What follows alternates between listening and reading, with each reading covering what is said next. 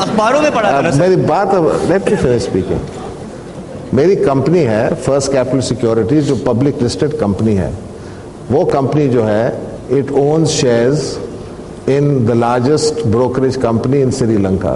دوسری بات یہ ہے کہ قانون اس ملک کا یہ ہے مجھے انفارم کرنا ہوتا ہے پریزیڈنسی کو اور مجھے کسی اور کو انفارم نہیں کرنا ہوتا ہے کہ میں کہیں جا رہا ہوں یا نہیں جا رہا ہوں.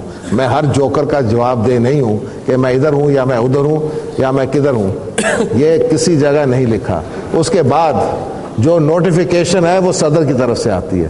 تو اس لیے مجھے کہیں جانا اور نہیں جانا اور خفیہ جانا, میں کہیں خفیہ نہیں گیا ہوں, میں انفارم کر کے جاتا ہوں. پچھلے دفعہ آپ نے دیکھا ہے کہ 1 گھنٹہ میری بیٹی کے ٹکٹس چلاتے رہے کہ وہ ملک چھڑے گئے ہیں اور یہ ہو گیا اور وہ ہو گیا اور فلانا ہو گیا اور قانون کی دھجیاں اڑا دی اور آئین کی دھجیاں اڑا دی اور اس کے بعد کہا او سوری آپ نہیں تھے وہ آپ کی بیٹی تھی.